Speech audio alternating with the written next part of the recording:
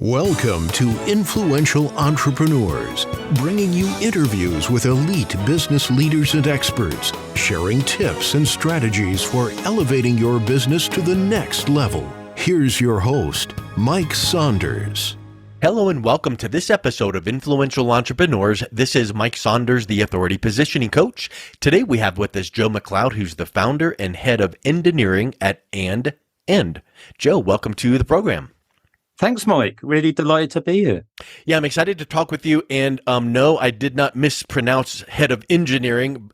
It is actually the head of Endineering. So I'm excited to hear what in the world an engineer is and what your company and your focus is all about. But get us started with a little bit of your background. What's your entrepreneurial journey been to this point in your career? Sure. So I have done lots of product development in my past. I've worked in big companies, small companies, delivering products all over the world. And that's doing physical products, service products, and digital products. So I've worked in places like Nokia, in mobile phones. And then my last big job was head of design for a company called Us2, where we done digital products. And we were very early on into apps, and we became very specialized in apps. This is a company of like 250 people, and we had an office in London, New York, Sydney, and Malmo in southern Sweden. I guess actually a lot of people would probably know us for a game we built, which was called Monument Valley, which was really massive on the iPad as much as any other platform, but that was gigantic a few years ago. Yeah. And we've done apps like Barclays Mobile Banking, we done H&M's app. So I've done a lot of product development. As part of that, we also had a sort of incubator type thing where we would get in small companies and sort of help them grow and build stuff for them. So I've had a lot of experience in all sorts of product development. Yeah. And then what got you then focused on what you're doing now with the end gap? Yeah, so I had a couple of experiences early on, which made me start thinking about the offboarding experience. So, for example, I had a product which I signed up for, which was a sort of voice animated avatar thing, and it was all celebratory. It was all told to be really good, and it was absolutely awful. And I hated it so much. I really wanted to get rid of it in a more satisfying, emotional way, instead of just stop paying the subscription. And that made me think, like, maybe we're missing something in terms of the consumer life cycle and the end of that experience. Why are onboarding and usage periods so exciting and the end so barren of any sort of experience or emotion? So that was quite a while ago, and I went off, done my career. And then a few years back, I had an opportunity to look again into this, and I started digging into it, and I found it fascinating. This whole thing opened up. I'd done some research into it. I was going to just write a Medium article and do a conference talk, but I ended up writing a book. That was the first book, the Ends book, and that told the story of why, as a wider society, we don't like endings in an emotional sense, and why that's manifested itself in our inability to grapple with endings in consumerism. So this goes through inability in digital product and service sectors. And then I started to get into it a lot more, and that's where the journey sort of started, really. And that was 7 years ago. I've done lots of stuff since, all based around consumer offboarding experiences and endings. You know, I'm on your website and I see the graphic, which I like whenever you can summarize something in a nice graphic. That's really neat. But it's the good consumer life cycle. You know, you've got the onboarding, usage, and offboarding, and then there's the end gap. That's what we're talking about. Yeah. Well, the first thing first of all, that reminds me of like the product life cycle. Like when you launch a product, you've got the initial push, and you get the initial sales, and then they start tapering off, and then it's maturity, and then it's decline. So it's very, very similar, but it makes me think of something, which is, why does there even need to be offboarding at all? So shouldn't the focus be for a service or a product? You know, I recognize that there is a potential for offboarding and the end gap, but shouldn't we be striving to crush the end gap so that there's as limited offboarding as possible? Well, that's a good question that comes up a lot, and I often have to answer this question. I think, irregard of any consumer product we put out there, there's going to be an ending for it. And I'm not endorsing any sort of where we should encourage people to leave. The honest issue is that people are going to leave our services, products, digital products. Obviously, we're going to try and encourage them to not and adjust stuff to make them feel more comfortable with staying in the service product experience, but inevitably they will end. And without an end, as you pointed out earlier, there's these 4 characteristics that fall into that end gap. And that first one is that relationship breaks. And we used to value, at the beginning, onboarding usage periods, we really valued that relationship. That was very celebrated, but it really drops off in value in terms of an emotional engagement between the consumer and the provider really quickly. And we lose a lot of brand equity in that moment. Yeah. We also have this asset definition loss, where the asset, when we purchase something, I know all sorts of nuance about that product. And but when that comes to the end and I throw it either, in that loft space or in the waste recycling, it becomes this just meaningless thing. Its definition has been lost. Yeah. The third one is the actors and actions are anonymized. So at the beginning of the consumer life cycle, my identity is very important in that. So I'm an actor in that sort of relationship, and so is the provider. And when we break that apart, we sort of remove ourselves from that responsibility at the end. So therefore we have this relationship with pollution or circular economy issues that come up, and we can come back to that maybe later in the thing.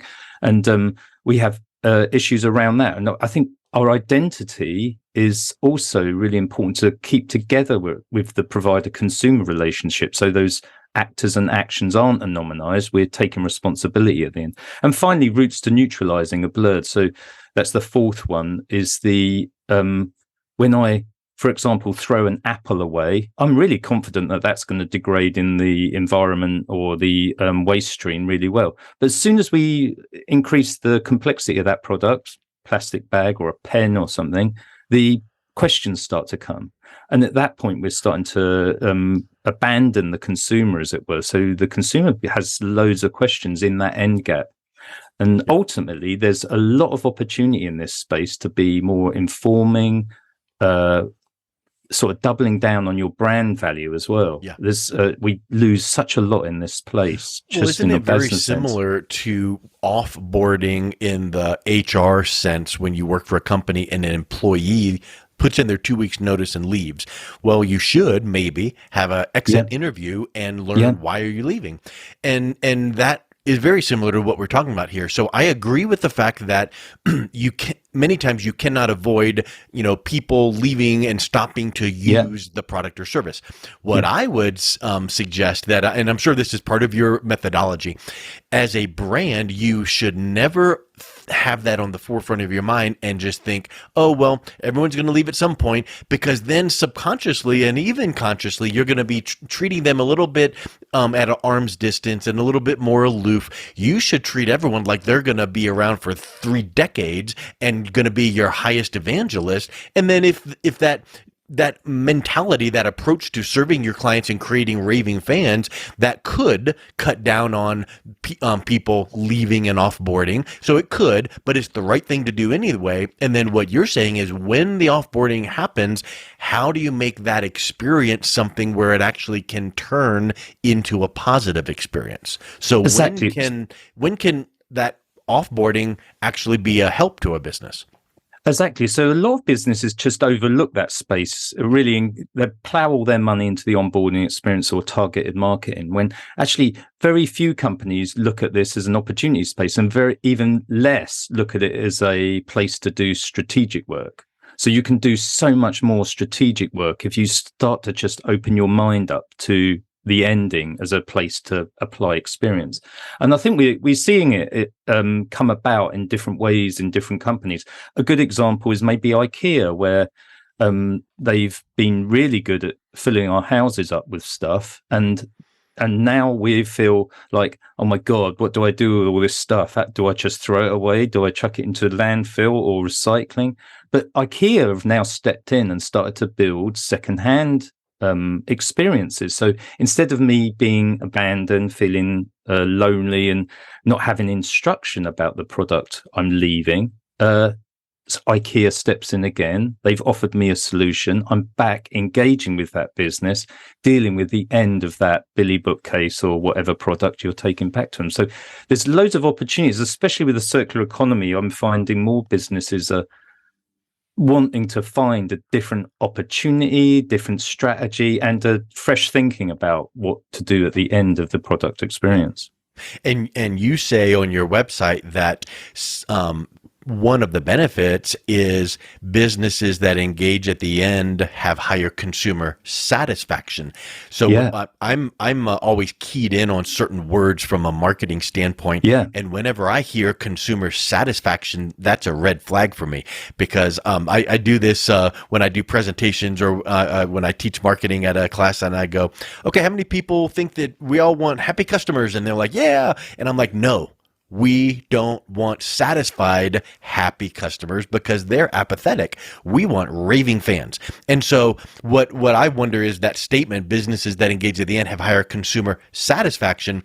I wonder if that's because at the end, they might feel so uncared for and, apathetic that at least if you engage them, it's going to raise them up to where they're satisfied. You're not going to make them into a raving fan like you hope to do during their relationship, but talk a little bit about how businesses that engage at the end can strive for that consumer satisfaction.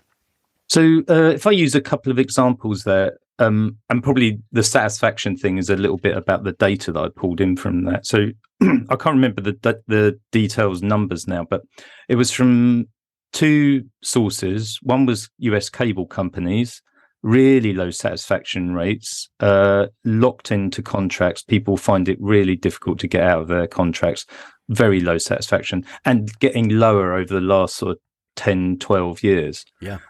Against a company like Netflix that's super positive about the end, and they say they're proud of their ending, or I think they call it the end of the consumer life cycle, so they can say people can come and go as they please. And there's lots of businesses now, gym industry is also having businesses that are opening up the end to be easy to leave and easy to come back. Yeah. And these are against companies that are locking customers in with these punitive clauses, so they get punished when they want to go.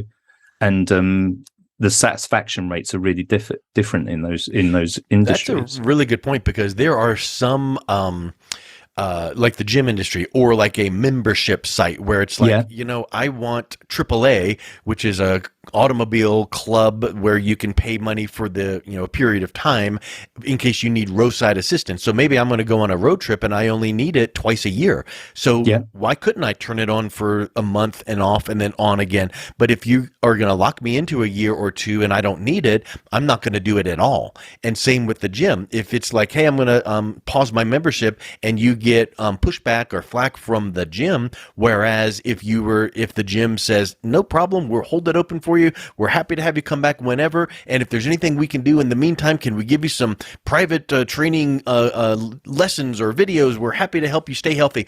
That helps that consumer, that gym member, feel so much better about the brand. And then when their circumstances change, like maybe it's I'm just traveling this summer, but now that it's fall, I want to go right back to the gym, the door is open for them to feel like, okay, that was a good experience, I'm going right back there.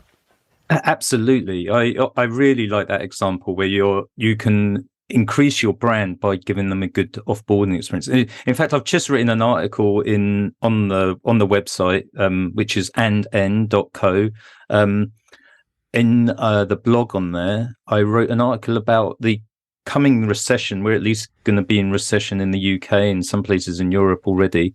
There's going to be a lot of people leaving, and if you haven't got a good offboarding experience, just to your point there, Mike, if people are leaving and not having a good experience as they leave, they're going to not come back. So it's well worth investing in endings now, because there's going to be a lot of them happening. Yeah. So let's kind of wrap up this thought process with brand equity. And I think that's a broad topic. And I know we could talk for about 4.5 hours just on the phrase brand equity, but talk a little bit about what that does to the brand, at the end. So you might retain that customer to have them come back, but also the word of mouth that stimulates positively or negatively can impact brand equity. Okay, so I'm going to reference a little bit of research here by a person called Daniel Kahneman, who wrote a book called Thinking Fast and Slow, which is very worth reading. The piece that he talks about is a thing called peak-end rule. It's a psychological sort of observation that people remember things in 2 points, peak and the end. And what we tend to do in a lot of consumer experiences is aim for repeated peaks. So you're hitting people with, like, oh, that was a great experience. That was a great experience. And we overlook the placement of the end. So if both these points, peaks and ends, are giving 50% of value in terms of good memories, then if you've done a good thing in the usage period and you provide a bad ending, that's going to really demoralize or really ruin that sense of memory and essentially that brand equity. Because of recency. And it's really important to make sure that ending is good, and then it can reinforce the good experience that you had at the peak. Otherwise, you're going to neutralize your brand equity as they leave and offboard your consumer experience. And just like the examples you've mentioned, it is so easy these days to grab the power we have in our pocket, which is our mobile devices, and go on and leave social media comments negatively. Oh, totally. Reviews. So that people might think, there's always going to be somebody that's, but that somebody might be a micro influencer. They might not be a major influencer, but they have the ear of people that they're connected with. And a word here and a word there is going to add up. And so that the impact of brand equity, I feel, is really huge. And it's really interesting because most people, when they think of marketing, it's all on the front end to get buzz and get sales. But inevitably the peak happens, and at some point people move on. Well, what happens when someone moves on? And it could really impact that ripple effect for your whole brand overall. So I think it's really such a neat pocket that you're speaking about. And I know you got a book available. So let's wrap up with this, Joe. What's the best way that people listening can reach out and learn more about what you do and Endineering? And again, kind of how we started off with, you're the head of Endineering, not engineering, because Endineering is a really unique phrase, and that's what we've been talking about, how to maximize. We can hashtag that later. You should, in fact, you should trademark that, which hopefully I should do. I've done a lot of stuff around it on social. So I've actually written 2 books, Mike. The first one, as I was mentioning earlier, that tells you basically the history of why we don't do endings in consumerism. And so that's a big sort of sociological, historical piece, goes way back to the plague, goes right through the consumer boom in the US, and brings us down into service, digital, and product sectors. And then that came out in 2017. These are both on Amazon.